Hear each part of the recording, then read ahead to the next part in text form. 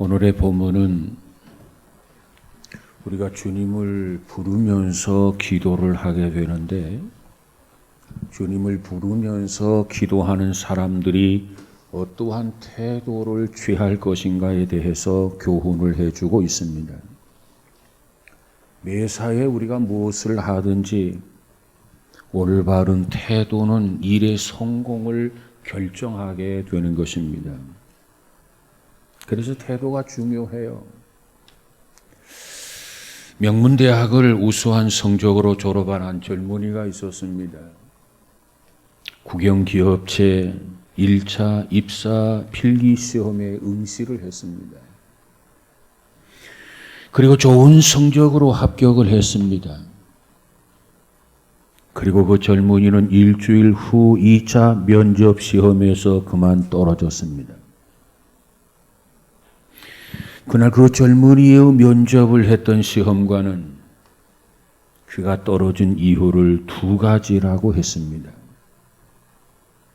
첫째는 태도가 불순했다는 겁니다. 그리고 또 한 가지는 직업관이 불투명했기 때문에 떨어지게 되었다는 겁니다. 그의 말을 빌리면 회사 생활은 사회생활이기 때문에 인간관계라든지 그리고 태도가 중요하다는 겁니다. 그런데 자기가 실력이나 자랑하고 자기의 실력이나 자랑하고 자기의 능력을 지나치게 과대 포장하는 사람들은 회사에 적응하기도 어렵고 통솔하기도 어렵다는 것입니다. 회사뿐만이 아니고 우리 인생을 사는 데 있어서 어떤 일에 종사함에 있어서 그리고 신앙생활을 함에 있어서 그리고 교회 생활을 함에 있어서 역시 그 태도가 중요합니다. 태도는 곧 우리 인격의 표현이며 신앙의 표시이기 때문에 그렇습니다. 그렇다고 한다면 오늘 우리는 이 본문 속에서 주를 부르는 사람들이 취해야 할 태도가 무엇인가를 한번 찾아보도록 하십시다. 어떤 태도를 취하여 기도해야 합니까? 무엇보다도 기도하는 사람들은 덕스러운 말을 해야만 한다는 겁니다. 덕스러운 말. 오늘 본문 6절 하반절을 보니까 내 말이 달무로 무리가 들으리로다 그랬어요. 여기서 말이 달다라고 하는 말은 무슨 뜻이냐? 다른 사람이 듣기에 거북스럽지 않다는 겁니다. 우리는 무슨 말을 하든지 다른 사람이 듣기에 거북스러운 말을 한다면 그 사람이 그 말을 귀담아 들을 수 있겠습니까?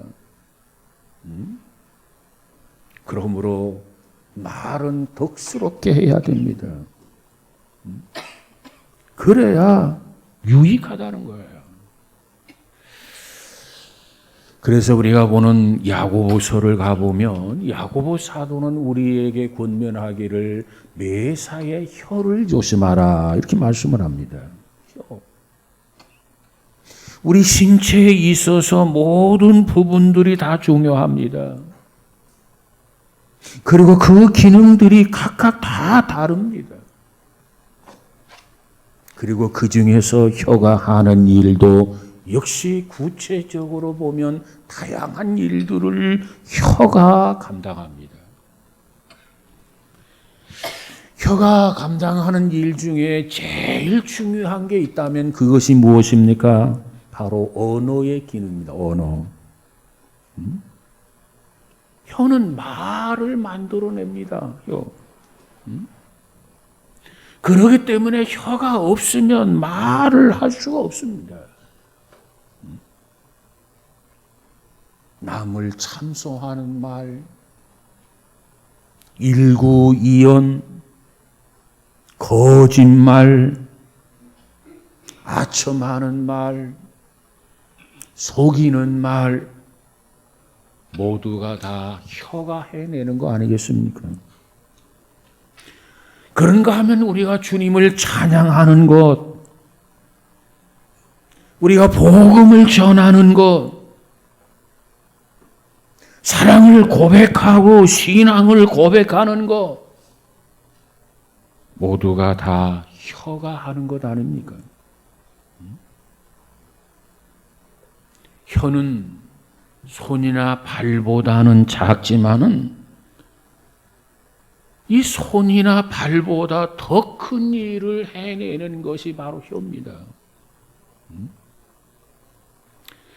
뿐만 아니라 우리의 혀는 또 이 제어하기가 어렵습니다. 제어. 그래서 잠언서 21장 23절에 가서 보니까 입과 혀를 지키는 자는 그 영혼을 환난에서 보전하느니라 그래서요. 입과 혀를 통제하지 아니한다면, 입과 혀를 제어하지 아니한다면 환난을 자초하지만은 그것을 적당하게 통제하고 제어를 한다고 한다면 그 영혼을 환난에서 보존하니라 그래서 보존하느니라. 우리가 성경에 보면은 혀가 할 수 있는 좋은 일들을 우리에게 말해주고 있습니다. 빌립보서 2장 11절에 가서 보니까 모든 입으로 예수 그리스도를 주라 시인하여 그랬어요. 우리의 입, 우리의 혀로 할 수 있는 일은 예수님은 나의 구세주이십니다. 예수님이 나를 구원해 주셨습니다. 그래서 나는 예수 그리스도를 믿습니다. 이와 같이 고백하는 것 아니겠습니까? 뿐만 아니라 시편 35편 28절에 보니까 나의 혀가 주의 의를 말하며 종일토록 주를 찬송하리로다 그랬어요. 주의 의를 말한다는 겁니다. 뭘 통해서? 혀를 통해서. 종일토록 주를 찬양한다는 겁니다. 뭘 통하여? 혀를 통해서. 다시 말하면 혀를 통해서 내가 전도도 하고 혀를 통해서 내가 찬송도 하겠다는 겁니다. 혀의 역할이 참 중요하다 이렇게 보여집니다. 심리학자들은 이렇게 말합니다. 그 사람의 입술이나 크기나 모양을 통해서 그 사람이 말이 많은 사람인가 말이 적은 사람인가 알 수 있다 이렇게 말합니다. 그러나 그보다는 그 사람의 성격과 습관이 크게 좌우한다고 봅니다. 말은 적을수록 좋습니다. 그리고 말은 매사에 부정적이 아니라 긍정적일수록 좋습니다. 어쨌든 우리가 말을 함에 있어서 덕을 세워야만이 기도 생활에 유익하다는 겁니다. 여러분, 말에 실수가 없이 말을 조심하면서 기도하는 저와 여러분이 되시기를 주님의 이름으로 축복합니다. 그 다음에 두 번째로 주님을 바라보면서 기도해야 한다는 겁니다. 오늘 본문 8절에 가보니까 내 눈이 주께 향하며 내가 주께 피하오니 그랬어요. 내 눈이 주께 피한다. 내 눈이 주께 향한다. 이 도대체 무슨 소리입니까? 우리의 삶의 목표를 주님께 둔다는 겁니다. 주께 피한다고 하는 말은 내가 매사에 주님을 의지하고 주님을 신뢰한다. 주님만이 나의 힘이시고 주님만이 나의 능력이시라는 이 믿음을 바탕으로 주님을 향하고 주께 피할 수 있는 우리 모두가 되어지기를 주님의 이름으로 축복합니다. 저는 최근의 역사를 볼 때 그들이 시퍼런 곤자에서 물러나 야인이 된 모습. 어떤 사람은 수갑을 차는 모습을 보여주는데 그러한 모습을 보면서 이 권력지향적인 삶이라든가 물질 만능주의 삶이 얼마나 허무한 건가 하는 것을 다시 한번 느끼게 됩니다. 그들이 그 위치에 있을 때 자기 자신들의 그 초라한 오늘의 모습을 상상이나 했겠습니까? 그러지 않았을 겁니다. 그러니까 지나치게 권력을 휘두르고 그리하여 그처럼 불명예스러운 모습을 보여주고 있단 말이에요. 오늘 말씀드린 시편 141편은 이스라엘의 2대 왕이었던 다윗의 시였습니다. 다윗 왕의 시였단 말이에요. 철통같이 왕실 수비대가 하루 24시간 그를 지키면서 그를 보호하고 있었습니다. 그리고 그는 왕으로서 백성들이 상납하는 세금으로 호화로운 생활을 하고 있었습니다. 그런데 그가 말하기를 뭐라고 말합니까? 나는 주님을 바라봅니다. 나는 주께로 피합니다. 이렇게 고백을 하고 있단 말이에요. 왜 그렇습니까? 아니 누구보다도 권력을 손에 쥐고 있는데 아니 이스라엘의 제2대 왕인데 어떻게 나는 주님 바라봅니다. 나는 주께로 피합니다. 이런 고백을 했겠느냐 말이에요. 이유가 뭘까요? 그 이유는 너무나도 간단합니다. 나는 하나님을 온전히 믿는다는 겁니다. 하나님이 나를 지키시고 하나님이 나를 보호하시기 때문에 나는 하나님을 믿습니다. 라고 하는 그 고백이에요. 그러한 나머지 다윗은 9절에서 뭐라고 말합니까? 나를 지키사 저희가 나를 잡으려고 놓은 올무와 행악자의 함정에서 벗어나게 하옵소서. 이렇게 기도를 해요. 한 나라의 왕이지만 권력을 쥐고 있는 왕이었지만 그는 자기 자신의 힘의 한계를 인식하게 된 겁니다. 영원하지 않은 것을 인식한 거예요. 런던에 가면 영국을 상징하는 건물이 우뚝 서 있습니다.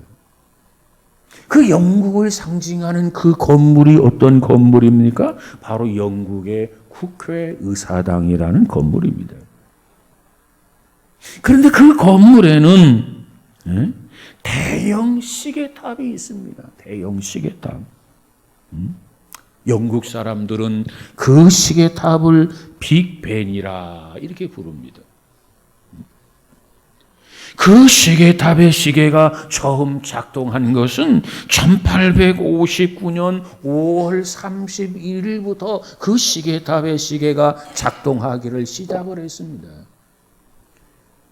그리고 그 시계는 마치 그리니치 천문대에 있는 표준 시계처럼 정확한 것으로 유명한 시계탑입니다.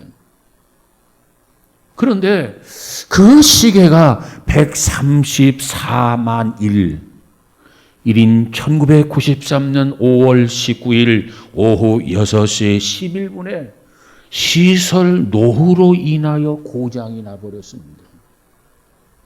너무나도 완벽한 시계였는데 너무나도 정확한 시계였는데 134일 만인 1993년 5월 19일 오후 6시 11분에 시계가 멈췄다는 겁니다. 이것은 무엇을 의미합니까?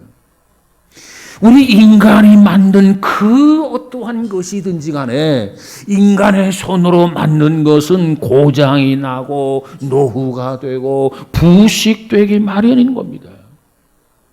그러나 우리 주님은 어떻습니까? 우리 주님은 영원히 불변하십니다. 히브리서 기자는 히브리서 13장 8절에서 말하기를 예수 그리스도는 어제나 오늘이나 영원토록 동일하시느니라 그랬어요.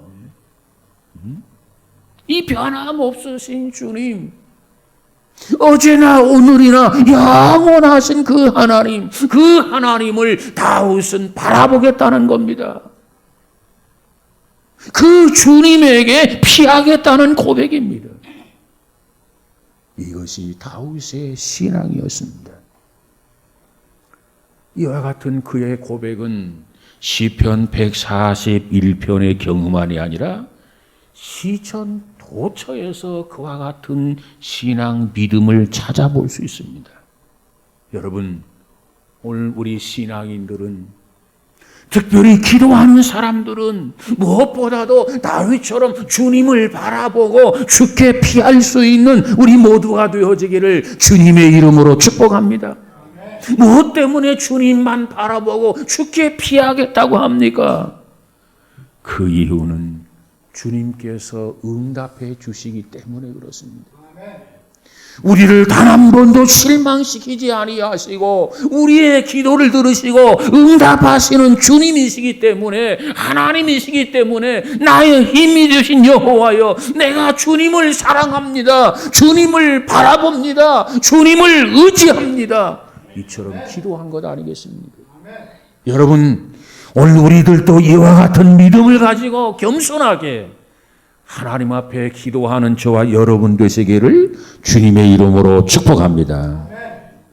세 번째로 영혼을 위해서 기도하라는 겁니다. 영혼. 오늘 보면 8절 하반절에 보니까 다윗이 뭐라고 말합니까? 내 영혼을 빈궁한 대로 버려두지 마옵소서, 이렇게 기도했어요. 빈궁한 대로 버려두지 말아달라는 겁니다. 다윗이 누굽니까? 한 나라의 왕입니다. 다윗은 부자입니다. 그는 어디서 살고 있습니까? 왕궁에서 살고 있었습니다. 그저 왕궁에서 먹고 쓰고 입는 것 걱정할 필요가 없는 풍성한 삶을 살아가고 있는 것이 다윗이었습니다. 그런데 그 다윗이 뭐라고 말합니까? 내 영혼이 빈궁하다는 겁니다. 영혼이 빈궁하다. 우리는 이 고백 속에서 뭘 발견할 수 있느냐? 물질적인 풍요가 곧 영적인 풍요는 아니라는 겁니다. 물질적으로는 풍요한데 영적으로 풍요하지 못할 수가 있다는 겁니다. 다윗이 이와 같이 물질은 풍요했지만은 영혼이 빈궁하다고 고백하고 있지 않습니까? 제 아무리 많은 돈을 가지고 있다 손 치더라도, 대 아무리 출세를 했다 손 치더라도 그것 때문에 영혼이 평안해질 수는 없다는 겁니다. 평안해지지 않는다는 겁니다.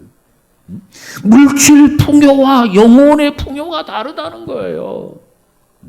그렇기 때문에 다윗이 그처럼 기도하는 겁니다. 내 영혼을 빈궁한 대로 외면하지 말아주소서, 내버려두지 말아주소서. 이게 다윗의 기도가 아닙니까?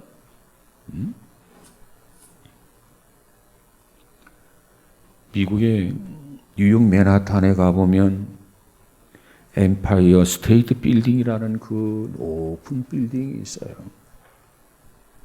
많은 관광객들이 그 빌딩을 방문합니다. 그런데 그 빌딩 지하에서 지난 40년 동안 열심히 일했던 한 노인이 있었습니다. 그런데 놀라운 것은 지난 40년 동안 그 빌딩에서 열심히 일을 했는데 단 한 번도 그 빌딩의 꼭대기에 올라가 본 적이 없었다는 겁니다. 그 소식을 듣고 사람들이 궁금하게 여겼어요. 아니, 그 먼 나라에서 비행기를 타고 이 빌딩 옥상에 한번 올라가 보고자 해서 비행기를 타고 많은 돈을 지불하고 이 옥상에 올라가는데, 아니, 이 빌딩에서 40년 동안 일을 하면서 단 한 번도 옥상에 올라가지 않았다? 그 이유가 뭡니까? 이렇게 질문을 던졌어요. 그랬더니 그 노인이 그 질문 앞에 이렇게 대답을 합니다. 나는 일하는 사람이지 관광객이 아닙니다. 나는 지난 40년 동안 열심히 일했을 뿐입니다. 관광객이 아니라는 거죠. 참 현명한 생각이다. 이런 생각을 해봅니다. 그런데 아마도 그 노인이 정말 뭔가 생각할 줄 아는 기독교인이었다면 아마도 이렇게 대답하지 않았겠나 그렇게 보여집니다. 좀 아쉬운 마음이 있어요. 아니 나는 날마다 이 엠파이어 스테이트 빌딩보다도 더 높은 곳에 올라가고 있습니다. 나는 하나님의 나라를 경험하고 있습니다. 나는 믿음으로 살아가고 있습니다. 아마 이렇게 대답했더라면 얼마나 좋았을까라는 그런 아쉬움이 없지 않아 있어요. 여러분, 이 세상보다는 우리의 내세 영원이 중요한 것을 깨달으시기 바랍니다. 우리의 육체보다도 우리의 영혼이 소중한 것을 아시기 바랍니다. 그렇기 때문에 다윗은 기도하기를 나의 영혼이 빈궁하지 않도록 해달라는 겁니다. 내 영혼이 빈궁하도록 내버려 두지 말아달라고 기도하는 거예요. 여러분, 우리 모두도 영혼이 소중함을 알아서 무엇보다도 영혼을 위해서 기도하는 현명한 지혜로운 저와 여러분 우리 모두가 되어지기를 주님의 이름으로 축복합니다. 우리 주님께서 마태복음 5장 3절에서 이렇게 말합니다. 심령이 가난한 자는 복이 있나니. 그래서 심령이 가난하다는 말, 영적인 갈망을 말하는 것 아니겠습니까? 그리고 영적인 만족을 의미합니다. 저와 여러분은 정말 영적 만족을 위해서 살아가시기 바랍니다. 영적 만족을 흠모하며 살아가시기 바랍니다.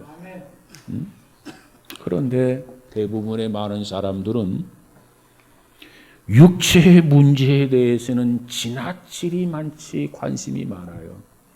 그리고 노력을 해요. 땀을 흘려요. 그런데 아쉬운 것은 영혼의 문제에 대해서는 너무나도 소홀히 여긴단 말이에요. 영혼의 문제에 대해서는 너무나도 등한히 여깁니다. 이거 잘못된 생각입니다. 우리가 육체의 문제는 좀 소홀히 한다 손 치더라도 영혼의 문제에 대해서는 결코 소홀히 여기거나 등한히 여겨서는 아니 됩니다. 그런데 왜 소홀히 여깁니까? 그 이유는 간단해요. 그 이유는 우리의 영혼이 눈에 보이지 않는다는 거예요. 우리 육신은 당장에 내가 볼 수 있고 느낄 수 있고 경험할 수 있는데 우리 영혼에 대해서는 눈에 보이지를 않아. 그리고 손으로 만질 수 없어. 그렇기 때문에 영혼의 문제를 심각하게 느끼지 아니하고 그저 소홀히 여긴다는 거예요.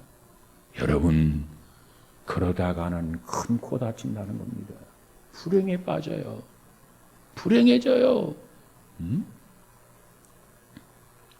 미국 동부의 어느 도시에 한국 교포가 살고 있었습니다. 모든 이민자들이 열심히 일하면서 살아가는 것처럼 그 가정도 부부가 열심히 일을 했습니다. 그저 남편도 나가서 열심히 일을 하고 그저 아내도 나가서 열심히 일을 했습니다. 이 부부가 낮과 밤을 가리지 아니하고 열심히 일을 했습니다. 그렇기 때문에 3일에 한 번 정도, 어느 때는 일주일에 한 번 정도 부부가 만날 수 있었습니다.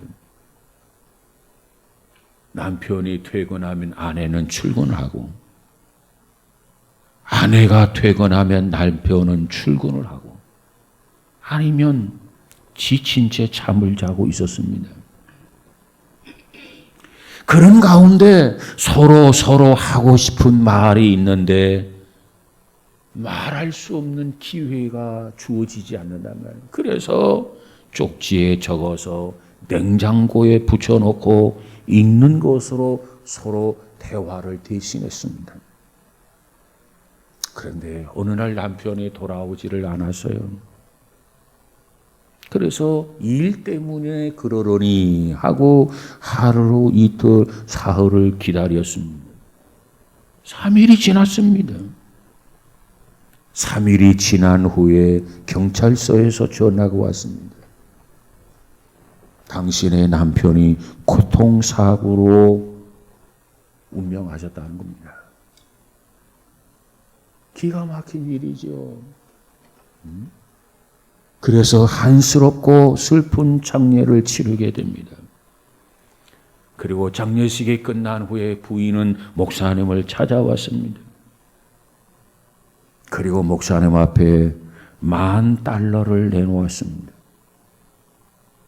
그러자 목사님이 그 부인에게 사연을 물었습니다. 그랬더니 부인은 다음과 같이 대답을 했습니다. 이 돈은 남편이 죽은 후에 그의 유품이며 방을 정리하는데 그 침대 시트 밑에서 돈이 나오고 007 가방 속에서도 돈이 나오고 그저 책상 서랍 지갑에서 돈이 나왔습니다. 그런데 그 돈을 합해 보니까 $30,000가 되었습니다. 우리 돈으로 3,900만 원 정도라는 거죠. 남편이 피눈물을 흘리면서 모은 돈을 가족끼리 쓰는 것은 가치 있는 일이 아니라 생각이 되어져서 그 중에 3분의 1 $10,000를 선교비로 가져왔다는 것이었습니다. 이민자들이 이렇게 살아가요. 이민 사회뿐만 아니라 우리네도 세상 일 때문에 주의 일을 소홀히 할 때가 없지 않아 있습니다. 하나님 앞에 예배드리고 기도하는 거 소홀히 할 때가 없지 않아 있습니다. 이것이 우리의 모습 자화상이 아니겠습니까? 누가복음 12장 16절에 가보면 어떠한 부자가 있었습니다. 사업을 성공하고 농사에 성공했습니다. 부자가 되었습니다. 그래서 그는 그 자기 자신 영혼에게 독백을 합니다. 내 영혼아, 여러 해 쓸 물건을, 곡식을 이렇게 많이 쌓아두었어. 그러니 평안히 먹고 마시고 즐거워하자, 즐기자, 이렇게 고백을 합니다. 그리고 12장 20절에 가보니까 이렇게 말합니다. 오늘 밤에 내 영혼을 도로 찾으리니 그러면 내 예비한 것이 네 것이 되겠느냐. 여러분, 우리의 영혼은 우리의 것이 아니라 하나님의 것입니다. 하나님이 말씀하기를 이 어리석은 자여, 오늘 밤에 내 영혼을 내가 다시 찾아가면 내 예비하고 준비하고 쌓아놓았던 이 모든 것이 다 네 것이 되겠느냐. 여러분, 우리 가운데 육체적 거지 참 불쌍합니다. 그런데 영혼의 거지는 더더욱 불쌍하고 더더욱 처참합니다. 어떤 사람이 거지입니까?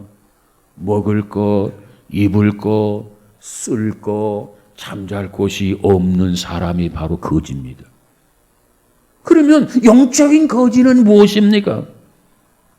영적인 거지는 하나님의 말씀을 먹지 못하고, 영적인 거지는 신령한 옷을 입지 못하고, 영적인 거지는 하나님 나라에 들어가지 못하는 사람, 그 사람이 곧 영적인 거지라는 거예요.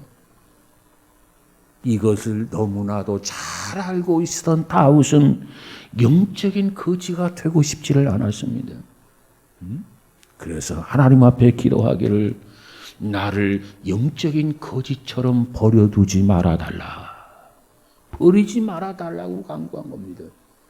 사랑하는 여러분, 우리 모두가 영적인 거지가 되지 않기 위해서 우리도 다윗처럼 하나님 나를 불쌍히 여겨주셔서 결코 영적인 거지가 되지 않게 해주세요. 이와 같이 기도하는 저와 여러분이 되시기를 주님의 이름으로 축복합니다.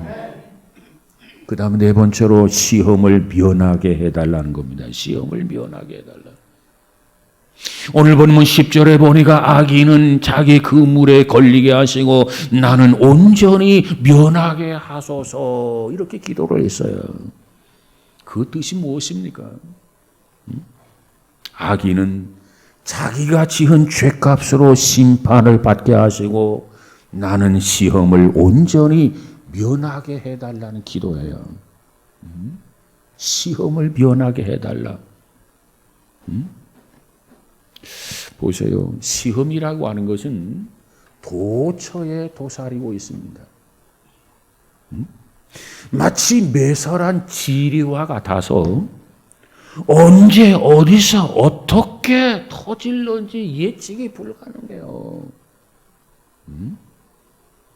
그렇기 때문에 우리 주님께서 겟세마네 동산에서 기도를 하면서 제자들에게 뭐라고 말씀합니까? 이 제자들에게 시험에 들지 않도록 깨어서 기도하라 그랬어요. 뿐만 아니라 베드로 사도는 뭐라고 말합니까? 근신하라. 너희 대적마귀가 우는 사자같이 두루 다니며 삼킬 자를 찾는다 그랬어요. 사자가 굶주려 있단 말이에요.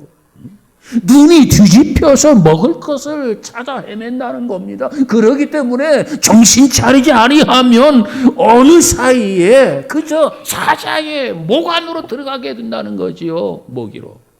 정신 차리라는 거예요. 그리고 주님께서 우리에게 기도를 가르쳐 주시는데 시험에 들게 하지 마옵시고 이렇게 기도해라. 그런데 오늘 우리의 기도의 내용은 어때요? 정말 다윗처럼 시험을 면하게 해달라 기도합니까? 아침마다 하나님 앞에 기도하기를 오늘 또 시험에 들지 않게 해주세요. 이와 같이 기도합니까?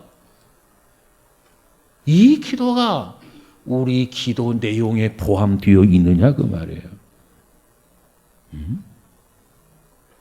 특별히 다윗이 기도한 내용 온전히 면하게 하소서 이렇게 기도했는데 거기에는 깊은 의미가 담겨져 있어요. 여러분 보면 우리 육신의 질병을 통해서 고통받을 때가 있지요. 그런데 병이 들었으면 가서 병원에 가서 수술해야 된다면 수술을 하고 해서 치료를 받게 됩니다. 그런데 치료받는 것도 중요하지만 예방하는 것이 더 중요한 거 아니겠습니까? 그래서 예방의학이라는 게 있어요. 여러분, 우리가 세상에서 시험을 당하고 이 환난을 당하게 되는데 시험과 환난을 당한 뒤에 그걸 극복하고 이겨내고 견디어내는 것도 중요하지만 시험을 면하고 환난을 면하는 것이 더 중요한 거 아니겠습니까? 그래서 주님께서 그렇게 말씀하신 거예요. 시험에 들지 않기 위해서 기도해달라. 다윗은 그처럼 기도한 겁니다. 시험에서 온전히 면하게 해달라. 여러분, 기도할 때마다 이와 같이 기도하는 지혜로운 성도가 되어지기를 주님의 이름으로 축복합니다. 다윗은 하나님 중심의 사람이었습니다. 대단한 사람이에요. 그리고 하나님 앞에 엎드려 겸손하게 기도하는 기도의 사람이었습니다. 그는 이처럼 기도하면서도 어떻게 하나님 앞에 기도해야 하는가, 어떠한 자세, 어떠한 태도로 기도해야 그 기도가 올바른 기도요, 하나님 앞에 상달이 되어지고 응답을 받을 수 있는가 너무나도 잘 알고 있는 그러한 인물이었습니다. 그렇기 때문에 그가 주님을 부르면서 기도하는데 손을 들고 자기의 손으로 하나님 앞에 기도했다는 거예요. 여러분, 우리도 이와 같은 자세로 하나님 앞에 전부의 의지 없어서 손 들고 옵니다. 손을 들고 자기의 목소리로 하나님 앞에 기도하는 우리 모두가 되어지기를 주님의 이름으로 축복합니다. 말을 조심하면서 기도해야 돼요. 기도하는 사람의 말은 때로는 권세가 있습니다. 말을 조심해야 됩니다. 그리고 주님만을 바라보며 의지하며 기도해야 됩니다. 특별히 항상 기도하는 전천후의 그리스도인이 되어야 됩니다. 환난이 오고 역경이 오고 시련이 오고 상황이 주변이 환경이 어떻게 달라진다 할지라도 늘 깨어서 쉬지 말고 기도하라. 전천후 기도하는 성도 우리 모두가 되어지기를 주님의 이름으로 축복합니다. 그저 나는 연약합니다. 그저 나는 나약합니다. 그저 나는 하나님 앞에 기도할 책임만 있는 거예요. 그 응답은 하나님 책임이에요.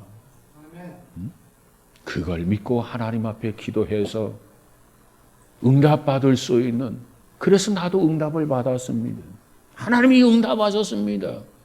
이처럼 간증하며 살아가는 우리 모두가 되어지기를 주님의 이름으로 축복합니다. 내일 저녁부터 작밤 75차 기도회가 있어요. 옛날에는 40일 동안 기도했어요. 이제는 5일이야, 5일. 눈 깜짝하면 지나는 5일. 저는 요즘 뭐 나이가 들어서 그러는지 이 한 주간이 왜 그렇게 빨리 가는지 모르겠어요. 너무너무 빨라. 좀 아쉬움이 있어요. 여러분, 닷새에 닷새. 5일이에요, 5일. 그리고 설교 시간도 길지 않아요. 벌써 나에게 푸시하는 사람이 있어요. 목사님 나올 테니까 설교 시간을 좀 짧게 해주세요. 그래, 설교 시간 길지 않아요. 누구를 위해서 기도하는 게 아니라 여러분 자녀를 위해서, 피부치 여러분의 손주들을 위해서. 나이 들어서 할 수 있는 게 뭐가 있겠어요? 저들의 기도의 후원자가 되는 것이죠.